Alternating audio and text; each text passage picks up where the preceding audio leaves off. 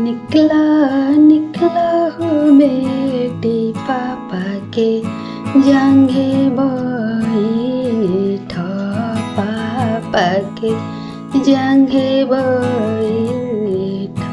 अरे निकला निकला हो बेटी पापा के जांघे बैठ पापा के जांघे बैठ।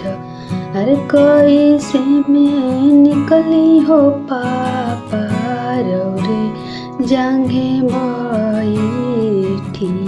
अरे रे जांघे बैठी। अरे काल हुए तो रही हो पापा घर के हो लक्ष्मिया। अरे घर के हो लक्ष्मिया। अरे आजू तो बनौल हो पापा ससुर जी के लक्ष्मिया। अरे ससुर जी के लक्ष्मिया। अरे निकला निकला हो बेटी पापा के जांघे बैठ पापा के जांघे बैठ। अरे भइले सुदिनमा हो बेटी भइले हो मुहूर्तवा। अरे भइले हो मुहूर्तवा। अरे साजन लोगवा अइले हो बेटी हो रोहो अगनावा। अरे हमरो हो अगनावा।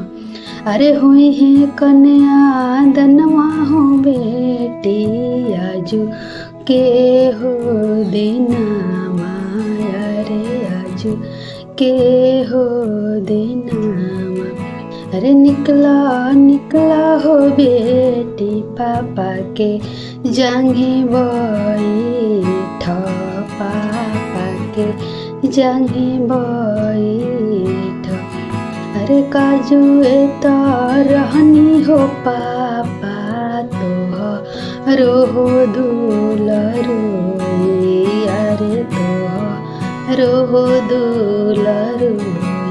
अरे कल हुए बनब हो पापा ससुर जी के लक्ष्मिया। अरे ससुर जी के लक्ष्मी। अरे ऐसन बोलिया बोललू हो बेटी फाटे लाहो करे जावा। अरे फाटे लाहो करे जावा। अरे जैसे बरसे सावन बदरिया वैसे रे बरसे नयनवा। वैसे रे बरसे नयनवा।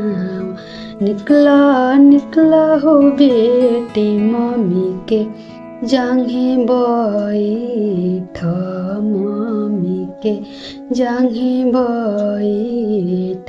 अरे काल हुए तो रही हो मम्मी घर के हो लक्ष्मिया। अरे घर के हो लक्ष्मी। अरे आजुए बनैबू हो मम्मी भसुर जी के लक्ष्मिया। अरे घर के हो पारा। अरे ऐसन बोलिया बोललू हो बेटी फाटे लाहो करे जावा। अरे फाटे लाहो करे जावा। अरे जैसे बरसे सावन बदरिया वैसे रे बरसे नयनवा। वैसे रे बरसे नयनवा। अरे जैसे फाटे कांकर से फूटावा वैसे रे फाटे करे जावा। वैसे रे फाटे करे जावा।